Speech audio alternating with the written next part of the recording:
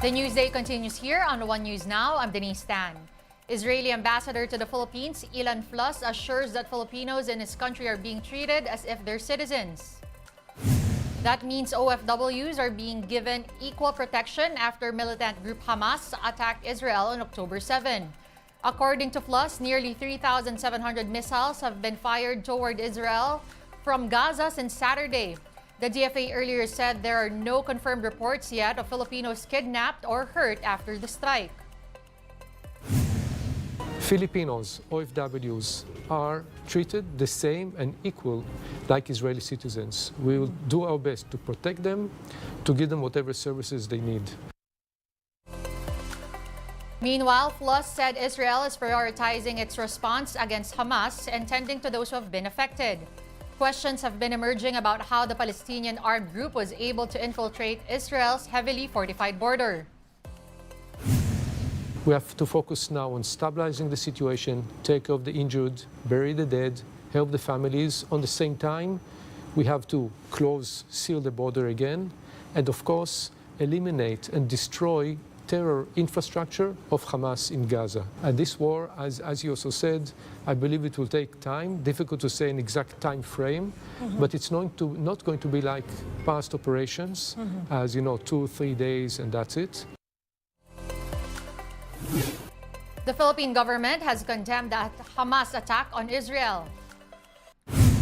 In a statement, the Presidential Communications Office also extended its sympathies to those who have lost their loved ones in the atrocities. The PCO added that the Philippines understands the right of states to self-defense as recognized by the United Nations Charter. Let's get an update on our OFW situation in Israel, particularly in Gaza. Let's bring in Rainiel Pagwid, who's reporting live from the OWWA office in Pasay. What's the latest from your end, Rainiel? Denise, the Overseas Workers Welfare Administration confirms that 5 overseas Filipino workers in Kibbutz Be'eri are still missing. Denise, Kibbutz Be'eri is a community near the Gaza Strip, which is the center of the war. Today, Israel Defense Forces, or IDF, wants to declare the Gaza Strip free from the Hamas group. But IDF warns the terrorist group to expect a storm of bombings in the area. IDF is also helping individuals to move out of southern Israel. According to OWWA, 24 OFWs from southern Israel are in a safe bomb shelter in Tel Aviv. So far, there are over 200 Filipinos in Gaza Strip. Meanwhile, as per the Department of Foreign Affairs report, 1 Filipino is being treated in hospital due to moderate injuries, while another one got out from the hospital after being initially treated for smoke inhalation. The Department of Foreign Affairs assured that Filipino students who are rumored to be kidnapped, together with some Thai nationals, are all accounted for. The DFA is still verifying reports of a Filipino who was held hostage by Hamas. That information came from a Filipina who told the embassy that she recognized her husband is one of the videos, or one of those in the video that is circulating in social media, most especially in Israel community of Filipinos. The video shows a man being held by armed individuals, most likely brought to Gaza. Denise, due to the ongoing conflicts here in Gaza and by the Hamas and Israel, 24 OFWs are said to be repatriated soon. So we are getting more information here at the OWWA office. But as of now, they are all safe as per our government officials. Denise. Thank you, Rainiel. Again, that was Rainiel Pawid reporting from Pasay. More stories coming your way after a quick break. Stay with us.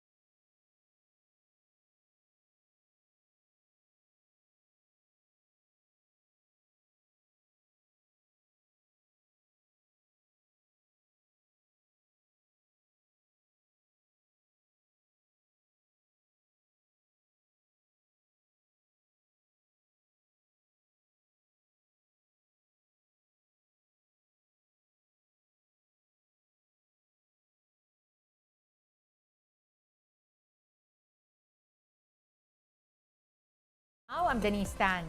3 major weather systems are currently near the country. Up north is Typhoon Koinu, formerly Typhoon Jenny, which was located some 880 kilometers west of extreme northern Luzon. At the moment, Koinu is not affecting the country. Meanwhile, severe tropical storm Bolaven was last seen over 2,800 kilometers east of eastern Visayas.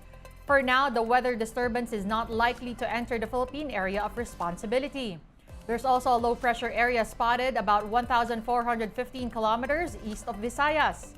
PAGASA expects it to enter PAR within the next 24 to 48 hours but does not see it developing into a typhoon. The LPA's trough is currently bringing cloudy skies with scattered rain showers over central and eastern Visayas, as well as a large portion of Mindanao. Meanwhile, the rest of the country can expect isolated rain showers. Filipino athletes are back in the country after their stint at the Asian Games. In total, Team Pilipinas brought home 18 medals, 4 of which are gold. Here's the story. The Philippine Olympic Committee hosted a welcome home dinner for several athletes fresh from the ASIAD. Present were members of the national teams of cycling, sepak takraw, and jiu-jitsu. Also in attendance were Olympians EJ Obiena and Yumir Marshall, who bagged gold and silver in their respective sports. Obiena says he's thankful for the outpouring support from the POC.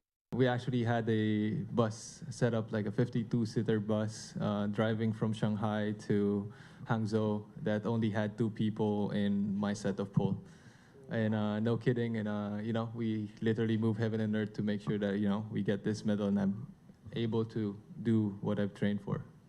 Jiu-Jitsu goldies Meggy Ochoa and Annie Ramirez also bared their preparations for the China Games. They ruled the 48-kilogram and 57-kilogram divisions. Ramirez had a 1-month training camp in Japan, while Ochoa stayed in San Diego in the U.S. for a couple of months. Ochoa was also able to face co-finalist Alkis Abdullah during the same camp. Naging ka-training partner ko siya.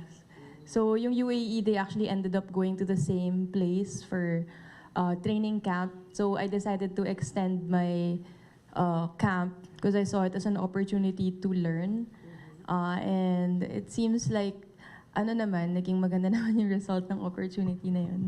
Meanwhile, silver medalist Yumir Marshall admitted he's heartbroken over the result of his 80-kilogram bout against an opponent from China. All 5 judges ruled against him in the third and final round of the bout, 29-28.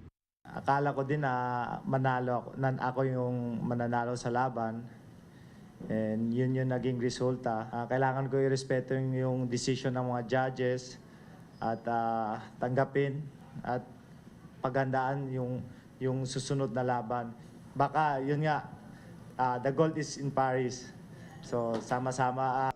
With the Asian Games in the books, up next for Team Philippines is qualifying for the 2024 Paris Olympics. So far, 4 Pinoys have secured berths in the Summer Games. Besides Obiena and Marshall, gymnasts Carlos Yulo and Aliyah Finnegan have earned the right to compete in the Olympics. POC Chief Bambol Tolentino is praying that more athletes will be able to qualify.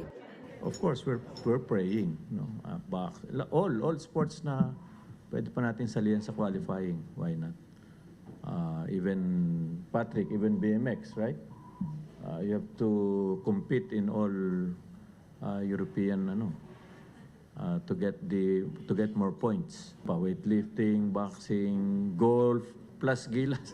Tingnan natin kung mas mabigat 'yon dahil yung mga natalo sa FIBA World Cup, yung mga kalaban mo doon, all Europeans. So, hopefully, we're praying na madagdagan. For now, Pinoy athletes will get much-needed rest before returning to their respective build-ups for the upcoming Games. One News Now will be back at 6 p.m. with the day's latest stories. See you then. I'm Denise Tan. We are One News.